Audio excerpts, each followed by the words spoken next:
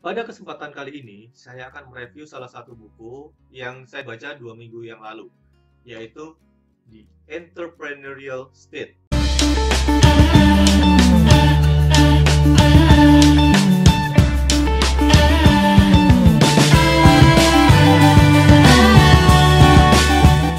Buku ini ditulis oleh Mariana Mazzucato, yang merupakan profesor UK yang mempunyai expertise di bidang Economics of Innovation.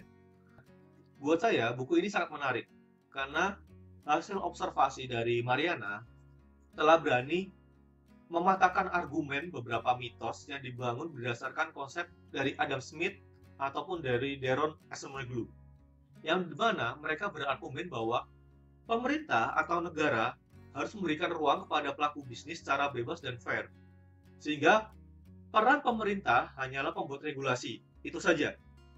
Dan perilaku pasar nantinya ditentukan oleh invisible hand. Kasarnya nih ya, pemerintah atau negara tidak memiliki kuasa terhadap keberhasilan sesuatu produk. Pertanyaannya, apakah benar seperti itu?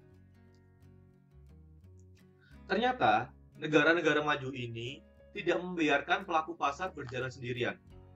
Mereka juga ikut aktif dan ikut andil dalam menentukan siapa yang akan menjadi pemenang dalam bisnis, terutama yang berhubungan dengan teknologi baru.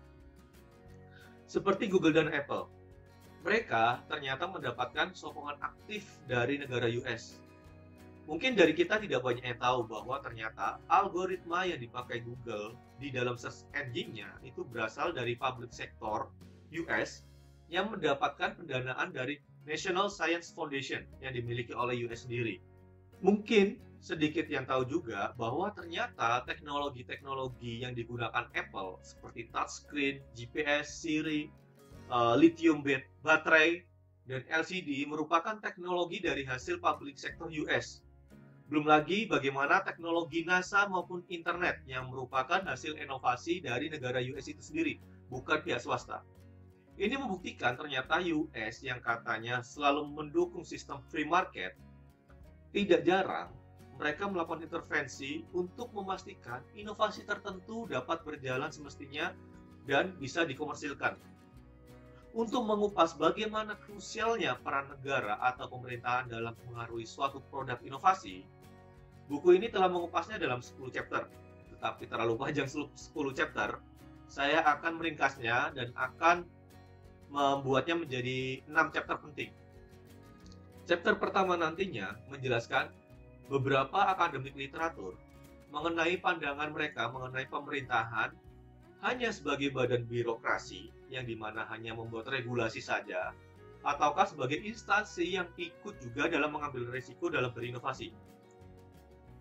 Mengambil risiko yang dimaksud di sini adalah pemerintah ikut berinvestasi dalam melakukan riset terhadap teknologi atau penemuan-penemuan baru, sehingga pihak swasta tidak hanya dibiarkan saja, tidak hanya disediakan lahan atau ekosistem untuk berinovasi, tapi pemerintah juga ikut andil dalam melakukan investasi.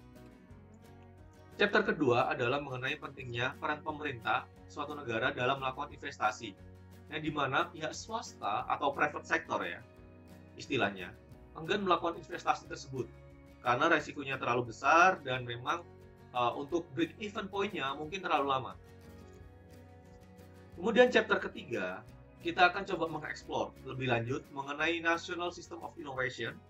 Chapter keempat, saya akan menceritakan lebih jauh seberapa aktifkah pemerintah Amerika Serikat dalam kenyataannya saat mengembangkan dan mengkomersilkan teknologi tertentu. Kemudian chapter kelima, saya akan membahas refleksi entrepreneurial state di negara lain, yaitu UK. Bagaimana UK membuat regulasi mengenai green technology. Di chapter terakhir, saya akan menyimpulkan argumen-argumen yang ada di buku ini dan mencoba mengambil pembelajaran apa sih yang bisa dilakukan Indonesia sehingga bisa meniru keberhasilan dari negara-negara lainnya dan mengambil pembelajaran dari kegagalan-kegagalan negara lainnya.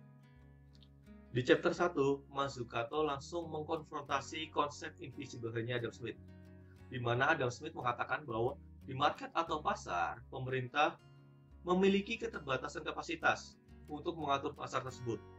Yang bisa dilakukan oleh pemerintah adalah memastikan private property aman sehingga investasi dapat berjalan dengan semestinya dan memastikan proses bisnis berjalan secara fair. Apakah benar seperti itu? Di chapter ini, Mas Dukato berargumen bahwa banyak sekali asumsi yang selama ini mendasari suatu kebijakan pemerintah tidak bisa diterima begitu aja. Sebagai contoh, pemerintah yang secara penuh memberikan atmosfer kompetisi yang sehat antar pelaku bisnis tidak menjamin research and development-nya dapat dikomersialkan secara penuh dan secara maksimal.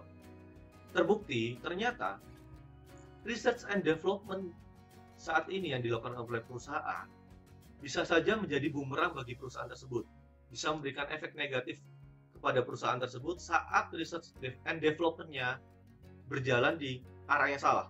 Sebagai contoh, Nokia, Kodak. Mereka adalah perusahaan-perusahaan yang dimana secara research and development dia melakukan terus-menerus. Tapi apa hasilnya? Mereka tidak mendapatkan benefit dari research and development tersebut. Sebaliknya mereka bangkrut. Nah, untuk lebih detailnya kita akan bahas di lain kesempatan. Kenapa seperti itu? Kenapa research and development tidak menjamin keutuhan hidup suatu perusahaan. Kita akan bahas itu di lain kesempatan yang dimana dibahas di buku Inovator Dilema. Poin penting di chapter ini adalah penulis mencoba untuk menjawab atau bahkan bisa dibilang melawan mitos-mitos yang ada selama ini yang mengatakan dan mengarahkan asumsi bahwa para pembuat regulasi dan para pelaku bisnis, pemerintah yang dimana ini adalah pemerintah, hanya memiliki peran terbatas dalam pertumbuhan inovasi tersebut. Apakah seperti itu? Hal itu akan terjawab di chapter selanjutnya. Di chapter kedua, menunjukkan fakta-fakta bahwa negara-negara maju seperti UK dan US menghandle inovasi-inovasi yang memiliki resiko yang tinggi, yang dimana tentu saja secara komersial, private sector atau pihak swasta enggan menginvestasikan ke situ. Dengan kata lain, pemerintahlah yang berperan aktif pada inovasi itu dan melakukan inovasi. Secara khusus, negara-negara di Eropa dan US sendiri mengalokasikan dana research and development untuk teknologi-teknologi ataupun penemuan-penemuan yang memberikan manfaat kepada khalayak ramai atau masyarakat banyak. Di chapter ini memberikan contoh bagaimana public sector di US dan di UK ikut bagian dalam melakukan inovasi, seperti National Institute of Health US dan Medical Research Council di UK. Mereka berperan aktif dalam melakukan penelitian di dalam dunia farmasi dan menjalin kerjasama dengan pihak swasta dalam mengkomersilkan hasil temuannya. Di sini kita bisa buktikan bahwa negara US yang memegang konsep kapitalis tidak membiarkan sektor swasta berjalan sendiri dan mengambil inisiasi kepada inovasi-inovasi yang resikonya tinggi. Negara US secara langsung ikut ambil bagian dan berani mengambil resiko gagal terhadap inovasi tersebut. Dengan kata lain, ternyata negara tidak hanya mampu membuat regulasi aja, seperti membuat atmosfer yang bagus untuk dunia entrepreneur atau startup, tetapi pemerintah juga sanggup, bahkan dimungkinkan, menentukan siapa pelaku bisnis yang akan memenangkan pertandingan di market atau pasar tersebut.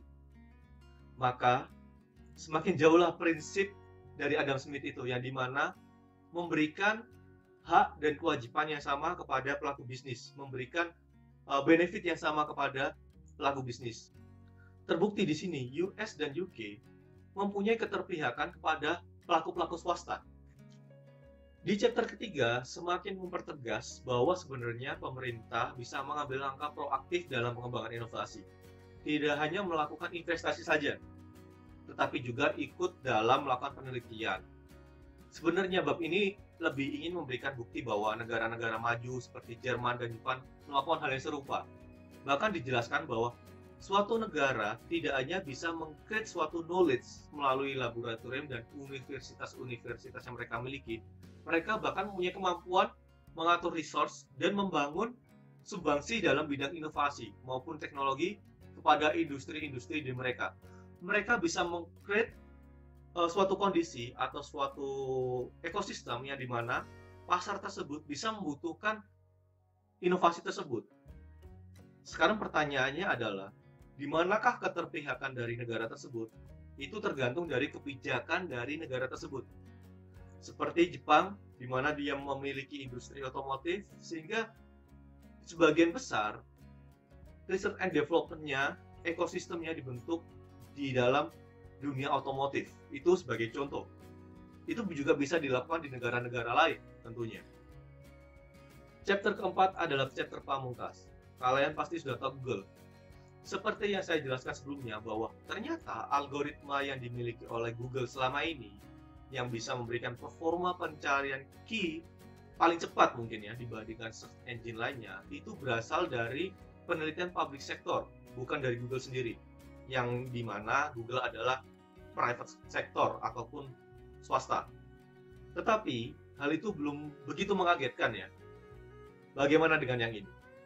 Seperti gambar di sini, ternyata Apple bisa menguasai pasar bukanlah murni hasil kerja keras mereka sendiri, tetapi juga sumbangsi dari pemerintahan.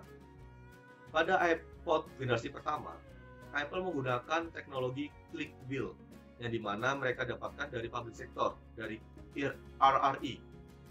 Dan juga bagaimana kita tahu, lithium ion batteries itu juga dapat dari DOE, dari public sectornya US.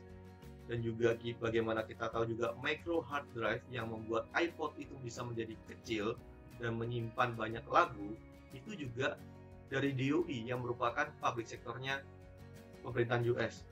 Termasuk juga microprocessor. Pertanyaannya adalah, apakah pemerintah US secara sengaja membantu terbentuknya iPod itu? Memang tidak ada dokumen resmi yang menyatakan itu. Tetapi pada tahun 2006, Presiden George W. Bush membuat rencana strategi inovasi untuk US yang dimana komponen-komponen teknologi iPod generasi pertama ada di rencana strategi tersebut. Dari informasi tersebut, apakah kita bisa menyimpulkan bahwa US memilih pemenang di dalam market smartphone? Bisa ya dan bisa tidak, tentu US dan Tuhan yang tahu. Tapi dari sini, at least kita tahu bahwa US tidak hanya tinggal diam melihat sebuah inovasi itu berjalan. US juga ikut mensupport dalam melakukan inovasi. Sebagai penutup, Mas Sugato mempoint out betapa pentingnya memahami role dari public maupun private sector.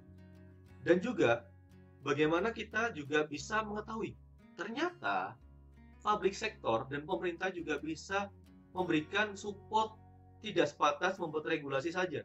Pemerintah bahkan bisa ikut dalam pembuatan inovasi tersebut dan memilih pemenang, memastikan inovasi itu berjalan dengan baik dan bisa digunakan oleh masyarakat banyak. Setelah memahami role tersebut, public sector juga harus memikirkan what is that the public bringing to the ecology, sehingga public sector bisa memikirkan bagaimana membuat ekosistem inovasi sehingga ekosistem tersebut bisa mengencourage inovasi-inovasi lainnya. Karena public sector lah yang mampu memberikan stimulus secara dalam ataupun support private sector untuk melakukan inovasi secara efektif. Tidak hanya dengan regulasi saja, tetapi juga dengan bantuan teknologi secara langsung. Itu terbukti sangat signifikan memberikan dampak terhadap ekosistem di inovasi tersebut. Ya, terima kasih sudah menonton video Yuk Baca episode pertama. Jika teman-teman masih ada pertanyaan atau ada hal-hal yang kurang jelas, bisa tinggalkan komentar di kolom komentar tentunya, dan ataupun jika teman-teman mempunyai argumentasi atau pendapat yang dirasa setuju ataupun tidak setuju dan ingin berdiskusi dengan saya, bisa tuliskan di kolom komentar. Jika nanti ada waktu, saya akan juga membalas komentar itu, karena saya juga suka sekali berdiskusi bagaimana Indonesia ini ke depannya. Dan terima kasih atas kurang lebihnya. Kita semoga bisa bertemu lagi di video selanjutnya. Ciao.